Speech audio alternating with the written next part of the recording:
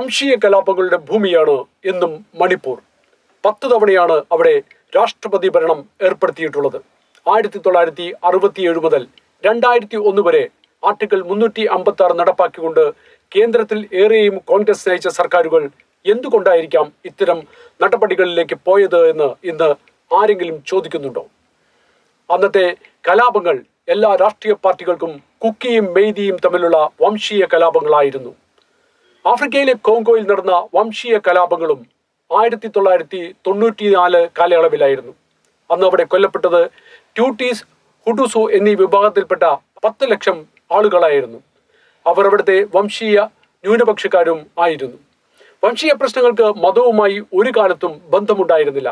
മറിച്ച് വംശീയ പ്രശ്നങ്ങളുടെ ആഴം മതവൈര്യങ്ങളെക്കാൾ 10 ഇരട്ടിയായിരുന്നു. അത്തരം രക്തരൂഷിതമായ കലാപങ്ങൾ നിയന്ത്രിക്കുക എന്നത് ഏതൊരു സർക്കാരിനും വെല്ലുവിളിയാണ്. ഇത്തരം കലാപബാധിത പ്രദേശങ്ങളെ നിയന്ത്രിക്കുന്നതിനായിട്ടാണ് 1958 നെഹ്റുവിന്റെ നേതൃത്വത്തിൽ ലോകസഭയിൽ armed forces special powers act പാസാക്കിയതും പിന്നീട് അത് മണിപ്പൂരിൽ പ്രാബല്യത്തിൽ വരുത്തിയതും. ആദ്യം യൂണിയൻ ടെറിട്ടറി ആയിരുന്ന മണിപ്പൂരിന് 1972 സംസ്ഥാന പദവി ലഭിച്ചുവെങ്കിലും 1981 മുതൽ സേനയുടെ സ്പെഷ്യൽ പവേഴ്സ് ആക്ട് കൊണ്ടുവന്നത് മണിപ്പൂർ പ്രത്യക്ഷത്തിൽ തന്നെ കലാപഭൂമിയാണ് എന്ന് മുൻ സർക്കാരുകൾ വിലയിരുത്തിയിട്ടു തന്നെയാണ്. പിന്നെ എന്തുകൊണ്ടായിരിക്കാം 2014 മുതൽ ഭരണത്തിൽ വന്ന മോദി സർക്കാരിന്റെ കീഴിലുള്ള മണിപ്പൂർ എന്ന സംസ്ഥാനത്ത് നടക്കുന്ന കലാപങ്ങളെ വംശീയ കലാപം എന്ന വിലയിരുത്തലിൽ നിന്ന് മാറ്റി പ്രതിപക്ഷ കക്ഷികൾ വർഗീയ കലാപമായി ചിത്രീകരിക്കുന്നത്?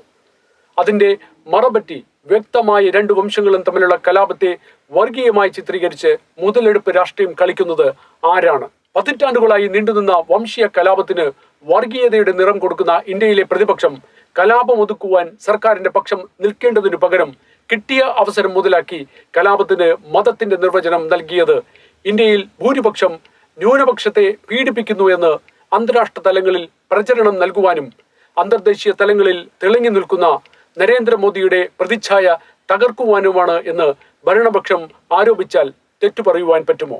ഈ കലാപങ്ങളുടെ പിന്നിലും അതിന് തികച്ചും വ്യത്യസ്തമായ രൂപഭാവങ്ങൾ നൽകിയതിലും ഇന്ത്യയുടെ അന്തർദേശീയ ശത്രുക്കളുടെ കറുത്ത കരങ്ങൾ ശക്തിയായി പ്രവർത്തിച്ചിട്ടുണ്ട് എന്ന് വേണം വിലയിരുത്തുവാൻ.